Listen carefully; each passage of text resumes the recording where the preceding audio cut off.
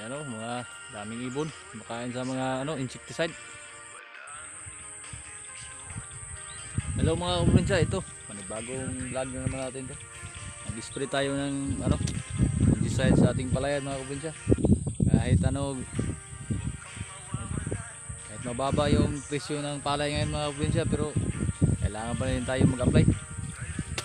Ito mga kaprobinsya, ito yung gamit ko, Wild Kid.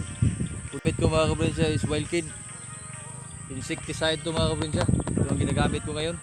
Kaya Wild Kid, baka naman tumawag siya yung isprehan natin, yung palay natin, yung binapasa natin yung isang nakaraang video. Ito mga kaprobinsya, ang gamit natin ito. Ayan, kailangan tayo gumamit ng mask mga kaprobinsya kasi sobrang to, delikado sa buhay. Ayan o, Wild Kid. Ito mga kaprobinsya, dalawang knapsack lang to. Dalawang knapsack. So kada knapsack is 16 liters. Ito mga kaprobinsya, ang mahal pa naman. Pero ganun pa rin, laban pa rin tayo.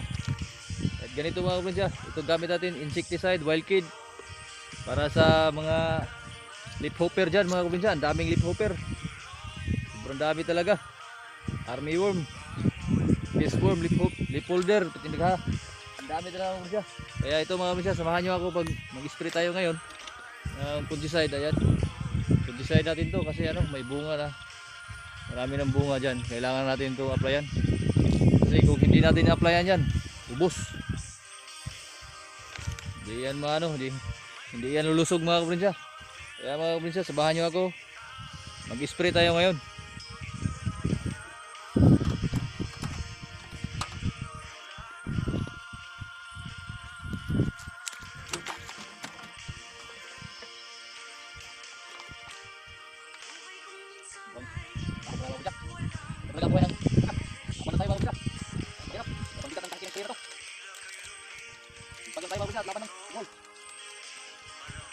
Tandaan nyo mga kaprobinsya, kung magamit pa rin kayo ng Wild Kid.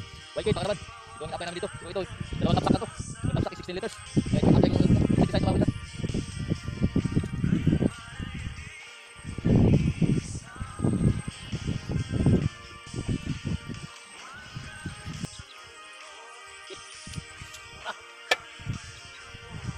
Yung insecticide, gagamitin pa rin natin ito mga kaprobinsya. Sayang naman.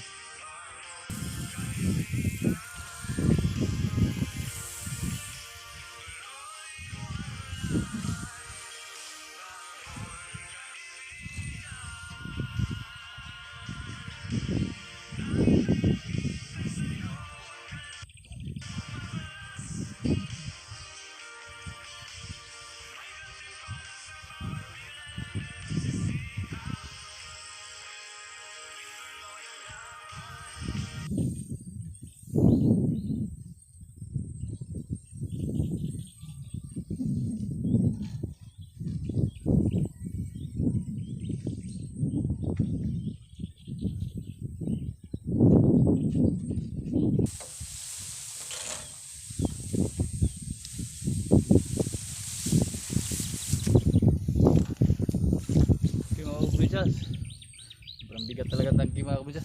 Kaya mga kaprobinsya, ito mga kaprobinsya, nag-upisa po ako kanina, umaga pa, pero hindi ko pinapakita. Hindi pa kasi kita sa video. Ngayon mga kaprobinsya, nag-upisa ako mga alas 5 kasi dyan lumalabas yung mga leaf hopper, yung mga insecticide. Kaya ngayon mga kaprobinsya, samahan nyo ako mag insecticide tayo sa palayan natin.